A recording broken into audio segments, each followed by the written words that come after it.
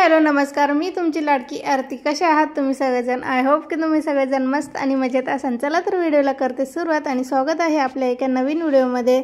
तर नवीन दिवसाची अशी नवीन छान अशी सुरुवात झालेली आहे। तर आज आहे शनिवार। तर शनिवार स्पेशल असं मुलांना डब्याला स्पेशलच काहीतरी द्यावं लागतं, त्यामुळे काहीतरी स्पेशलच बनवत आहे। तर ती रेसिपी तुमच्यासोबत लवकरच शेअर करेन, तर व्हिडिओ शेवटपर्यंत नक्की बघा। तर मी बनवत आहे जे आपलं उडदाची डाळ तांदूळ आहे ना, तर रात्री भिजत घातलेले होते आणि त्यामध्ये थोडासा साबुदाणा आणि थोडेसे पोहे टाकलेले आहे।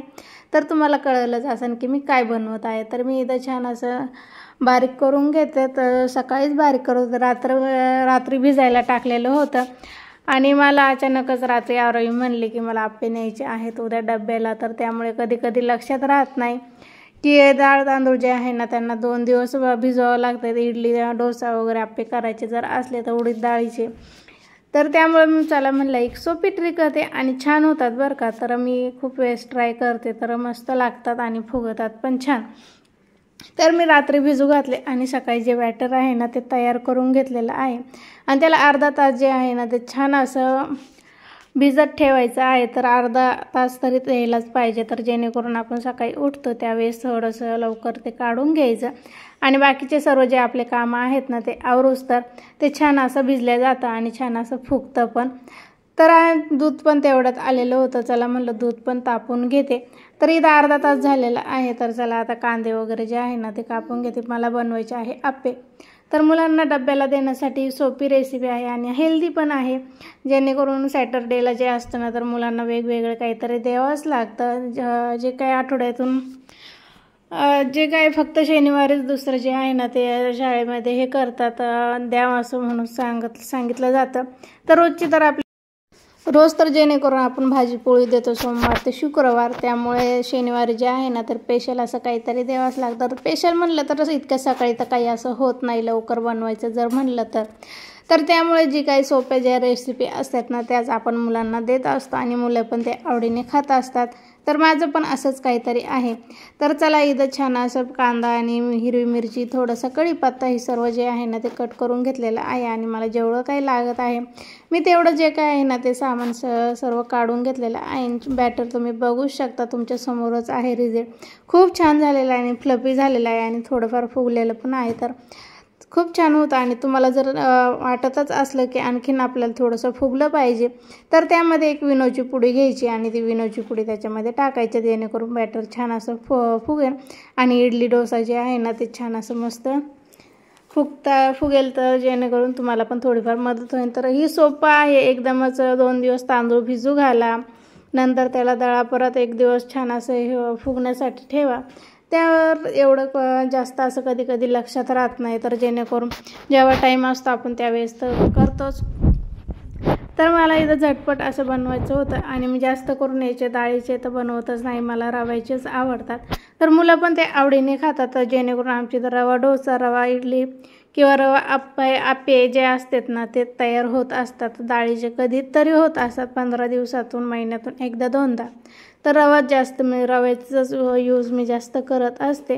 तर त्याच्यामध्ये थोडंसं दही टाकलं आणि झटपट असे तयार होतात। त्यामुळे तरी इथं मी जे काय आहे ना ते साईडला काढून घेतलेलं आहे थोडंसं। तर मला आप्पे आणि म्हणलं ते जर उरलेलं असलं की मग त्याच्यामध्ये डोसे वगैरे जे आहे ना ते होऊन जातात, त्यामुळे थोडंसं बाजूला काढून घेतलं आणि त्याच्यामध्ये घातलेलं आहे कांदा, हिरवी मिरची। तुमच्याकडे टोमॅटो असले तर टोमॅटो पण घाला, माझ्याकडे नव्हता त्यामुळे मी कॅन्सल केलेलं आहे। आणि याच्यामध्ये थोडीशी हिरवी मिरची घालायची आहे आणि छान असं मिक्स करून घ्यायचं आहे आणि चवीपुरतं मीठ घालायचं। तर मला थोडंसं असं घट्टसर वाटत होतं, त्यामुळे मी त्याच्यामध्ये थोडंसं पाणी टाकलेलं आहे। तर तुमच्या इथं लहान मुलं जर असतील ना तर हिरवी मिरची तुम्ही स्किप करू शकता। तर मुलांना कसं खाताना थोडंफार हे होतं, दाताखाली वगैरे येतं, त्यामुळे तिखट लागू शकतं आणि शाळेत डब्बा द्यायचा असल्यामुळे।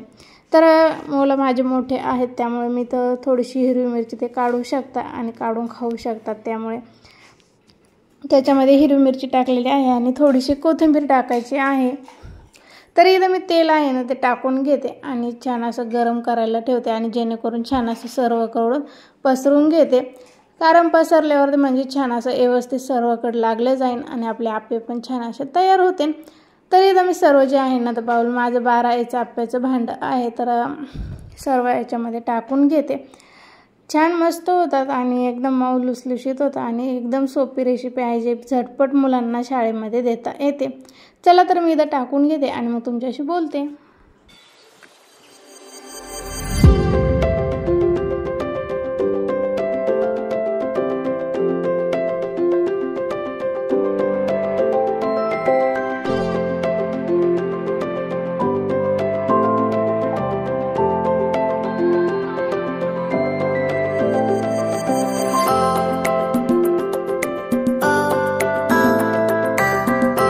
चला तर इथं सर्व जे आहे ना ते टाकून घेतलेले आहे आणि छान असं कमी गॅसवर मस्त असे छान शिजवून द्यायचे आहे। तर काल होतं शुक्रवार, तर शुक्रवारचा आम्ही गेलेलो होतो देवीच्या मंदिरामध्ये नैवेद्य घेऊन। तर आखाड्याचा काल शेवटचा दिवस आणि आज होती अमावस्या, तर मला पण नैवेद्य न्यायचे होते त्यामुळे मग माझे राहून गेलेले होते। तर काल आम्ही नैवेद्य नेले आणि त्या नारळ वगैरे देवीला फोडलेलं होतं। तर प्रसाद चला म्हणलं असंच तर मुलं जास्त करून खाणार नाही त्यामुळे छान अशी मस्त याच्यासोबत चटणी बनव। ओल्या नारळाची चटणी खूप छान लागते आणि टेस्टी लागते, त्यामुळे इथं सर्व जे नारळ आहे ना तर पहिले मी याच्यावरच फोडून बघत होते तर फोडलंच गेलं नाही, त्यामुळे आता साईडला घेतलं आणि थोडंसं पकडीने छान असं फोडून घेतलेलं आहे।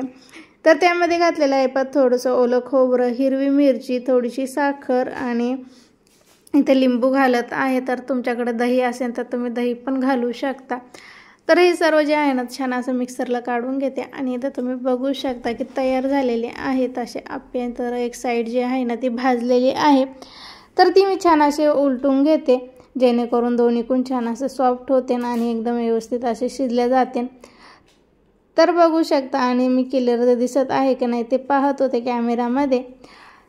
तर इथं छान झालेले आहे तर एक साईडने जे आहे ना ती एकदम क्रिस्पी झालेली आहे तर खूपच सुंदर तुम्हाला पण दिसत असेल। तर मी इथं सर्व जे आहे ना तर काढून घेते। तर एकदमच जे काय तर मोठं भांडं असलं की एकदम मस्त असे होऊन जातात, 12 सोबतच होतं।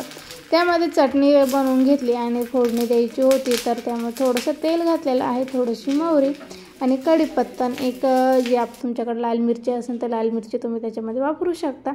तर मी इथं नाही घेतलेली कारण हिरव्या मिरच्या ज्या आहे ना त्या त्याच्या चटणीमध्येच पहिले वापरलेल्या आहे। तर छान मस्त अशी माझी खोबऱ्याची चटणी पण जी आहे ना ती छान अशी तयार झालेली आहे। तर वरतून तुम्ही थोडीशी कोथिंबीर पण घालू शकता आणि साईडला 2 राहिले होते तर ते पण टाकलेले आहे। तर ते पण छान असं चांगले असे शिजवून देते थोडा वेळ। तर चटणी पण तयार झाली आणि आप्पे पण तयार झाले। तर चला आता मुलांना नाश्ता देते। सर्वात पहिले तर हे बघू शकता तुम्ही असे झालेले आहे। तुम्ही पण या सकाळचा नाश्ता गरमागरम आणि पाऊस पण चालू आहे छान, तर असं गरम गरम खायला भेटलं की किती छान वाटतं ना। तर मस्त बाहेर पाऊस आणि मस्त असा गरमागरम हेल्दी असा नाश्ता। तर मुलांचा नाश्ता झाला आणि मुलांचे डबे वगैरे जे आहे ना ते भरून देत आहे। तर डब्याला पण आप्पेच देणार आहे तर छान असे आप्पे आणि टोमॅटो केचप जे राहतं ना ते देते, कारण मुलं चटणी जे आहे ना ती जास्त करून खात नाही तर घरी खाल्ली त्यांनी आणि टोमॅटो सॉस जो आहे ना तो मुलांचा फेवरेट असतो त्यामुळे। तर चला आता मग दोघांचे पण डबे सोबतच भरून घेते। तर चटणी तर नाही द्यायची, कॅन्सल केली आणि टोमॅटो केचप जे आहे ना ते मुलांना जास्त करून आवडतं तर कशासोबत पण द्या त्यांना, ते मुलं आवडीने खातात। जास्त करून चपातीसोबत जरी तुम्ही रोल करून दिला ना तरी पण ते खाऊन घेतात।